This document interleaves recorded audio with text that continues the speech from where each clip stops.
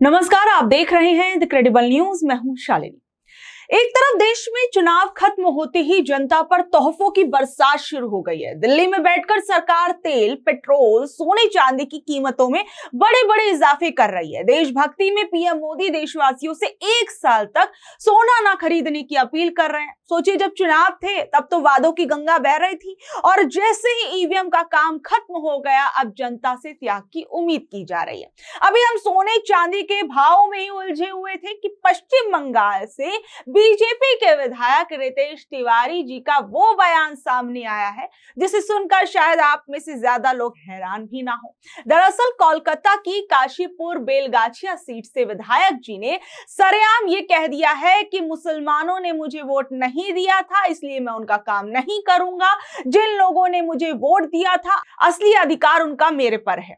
सोचिए, विधायक जी ने तो ये तक ऐलान कर दिया कि जो लोग उनके समर्थन में नहीं थे उनके लिए वो अगले 5 साल तक कोई काम नहीं करेंगे और ना ही कोई सर्टिफिकेट जारी होगा और ना उनकी कोई सिफारिश सुनी जाएगी। सोचिए, विधायक जी इसे लोकतांत्रिक विरोध भी कह रहे हैं कि ये सब चीजें वो लोकतांत्रिक तरीके से कर रहे हैं। मतलब आप टैक्स भरिए, महंगाई की मार झेलिए, रोजगार की कमी झेलिए, लेकिन अगर आप अपनी मर्जी से वोट दे दे तो विधायक जी की नजर में आप वो अनचाहे ग्राहक हैं जिनका बिल तो कटेगा पर सर्विस नहीं मिलेगी। मैं शायद 1952 से मतदान आप शुरू हुआ 2026 तक इस मतदान लगभग 74 साल के इस मतदान में मैं पहला विधायक हूं आपके इस क्षेत्र का जिसको एक भी मुसलमानों ने वोट नहीं किया।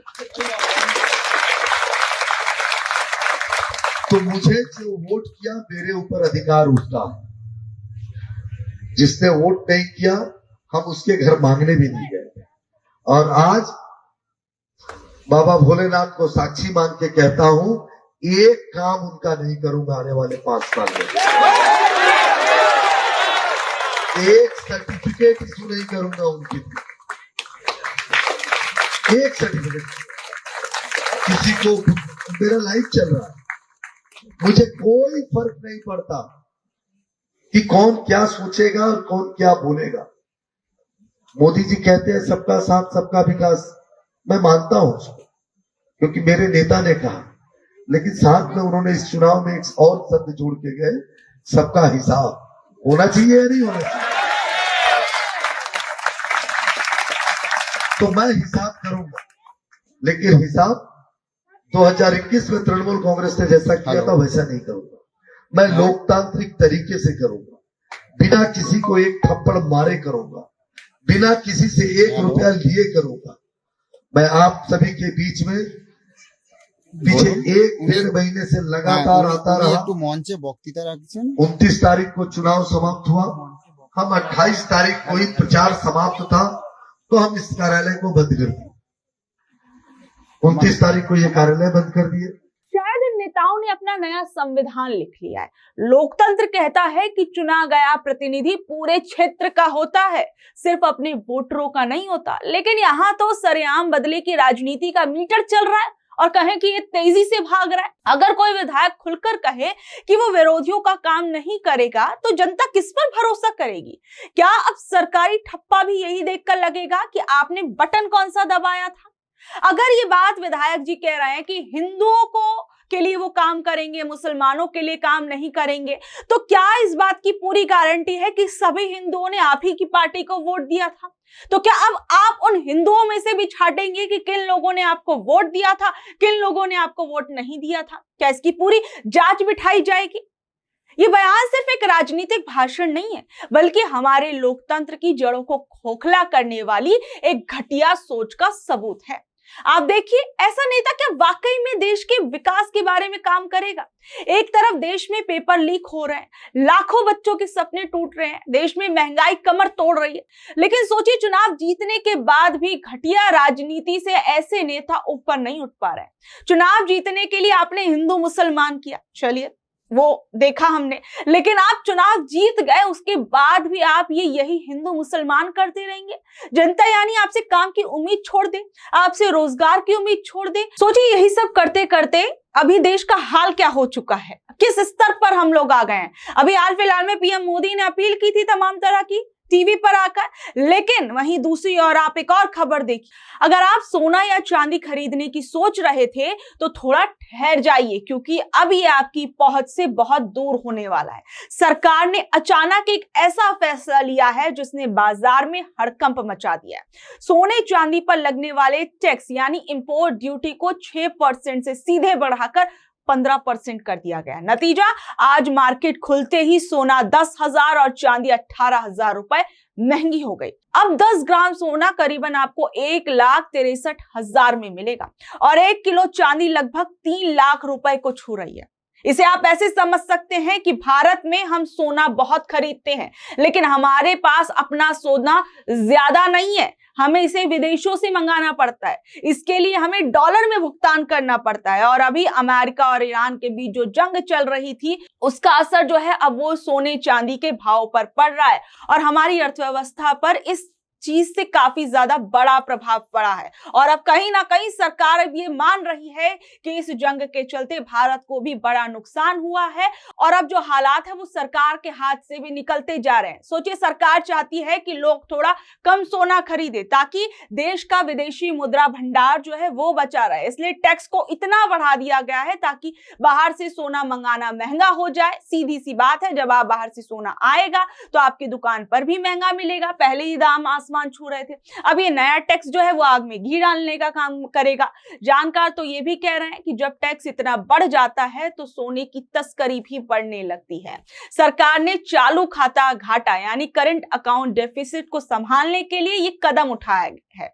बैंक पहले ही टैक्स के नियमों में उलझकर सोना कम मंगा रहे थे। इस फैसले के बाद बाजार में सोने की सप्लाई भी कम हो जाएगी। सर्राफा व्यापारी जो हैं, उनका गुस्सा भी 7वें आसमान पर है। उनमें भी चिंता ज्यादा देखने को मिल रही है, क्योंकि पीएम मोदी ने खुद ही अपील की थी कि 1 साल तक देशवासी जो हैं वो सोना ना खरीदें। यानी आने वाले दिनों में शादियों के सीजन में भी सोना खरीदना आम आदमी के लिए किसी बड़े चैलेंज से कम नहीं होगा।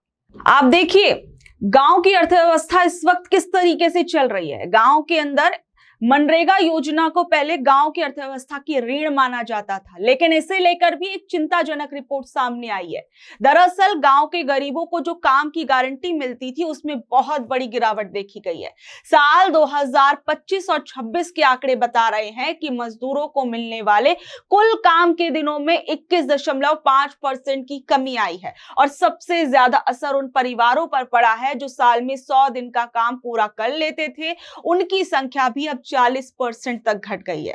तमिलनाडु, हरियाणा, हिमाचल जैसे राज्यों में तो ये गिरावट और भी ज्यादा भयानक है और इस पूरी समस्या की सबसे बड़ी वजह है पुराने मनरेगा को खत्म करके उसकी जगह लाया गया नया कानून, जिसे वीबीजी रामजी यानी विकसित भारत गारंटी मिशन कहा जा रहा था। इसे लेकर संसद में भी काफी हंगामा हुआ था।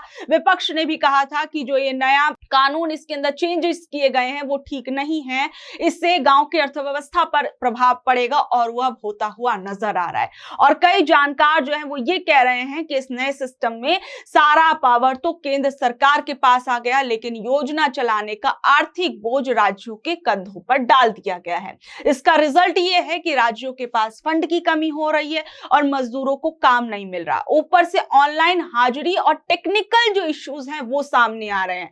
गरीब मजदूरों के लिए काम पाना और ज्यादा मुश्किल हो गया।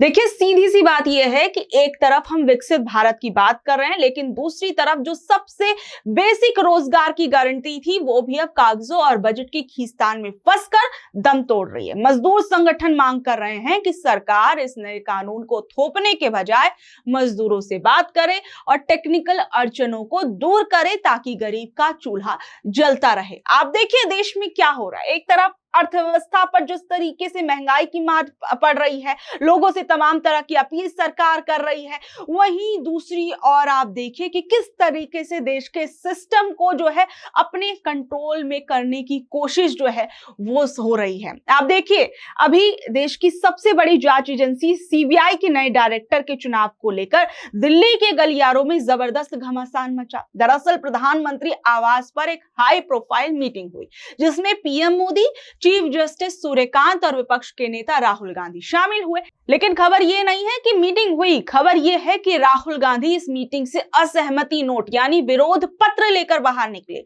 राहुल गांधी का ये कहना था कि सरकार उन्हें रबड़ स्टैंप की तरह इस्तेमाल करना चाहती है। उन्होंने कहा कि सीबीआई डायरेक्टर जैसे बड़े पद के लिए 69 उम्मीदवारों के नाम सामने रखे गए, लेकिन उनके काम का कोई रिकॉर्ड नहीं था। उनकी परफॉर्मेंस रिपोर्ट जो थी वो राहुल गांधी को पहले नहीं दी गई, उन्हें मीटिंग में ही फाइलें थमाई गई थी। अब आप सोचिए, 1 घंटे की मीटिंग में कोई 69 अफसरों की पूरी कुंडली कैसे पढ़ सकता है?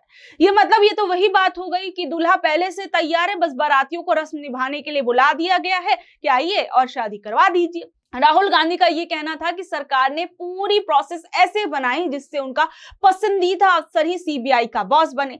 और सिर्फ सीबीआई ही नहीं, पिछले कुछ समय में सरकार ने नियुक्तियों के नियम में ऐसे बदलाव किए हैं कि विपक्ष और न्यायपालिका की ताकत जो है कम होती नजर आ रही है। पहले चुनाव आयुक्तों की नियुक्ति में चीफ जस्टिस शामिल होते थे, लेकिन सरकार ने कानून बदलकर उसकी जगह अपना एक कैबिनेट मंत्री बिठा दिया, यानी अब 3 में से 2 वोट जो है वो सरकार के पास। यही हाल सीआईसी और लोकपाल जैसी संस्थाओं का भी है। और कई एक्सपर्ट्स जो है वो ये कह रहे हैं कि सोचिए, जब जांच एजेंसियों के मुखिया सरकार की मर्जी से चुने जाएंगे तो वो निष्पक्ष काम कैसे करेंगे? क्या वो वाकई उन नेताओं और पत्रकारों पर कार्रवाई नहीं करेंगे जो सरकार के खिलाफ बोलते हैं? राहुल गांधी ने अपने नोट में ये साफ कहा कि सीबीआई का इस्तेमाल पॉलिटिकल विरोधियों को कुचलने के लिए हो रहा है। और अभी आपको बता दें कि जो वर्तमान डायरेक्टर हैं वो प्रवीण सूद हैं, उनका कार्यकाल 24 मई को खत्म हो रहा है। बहरहाल अब ये देखा जाएगा कि सीबीआई के डायरेक्टर को लेकर क्या कुछ निकलकर सामने आता है, क्योंकि विपक्षी नेता ने इस पर कड़ा विरोध जताया है और अब ऐसे में क्या कुछ होगा। बहरहाल आप लोग इस खबर पर क्या कुछ कहेंगे, नीचे दिए कमेंट बॉक्स में अपनी राय भी जरूर बताइएगा।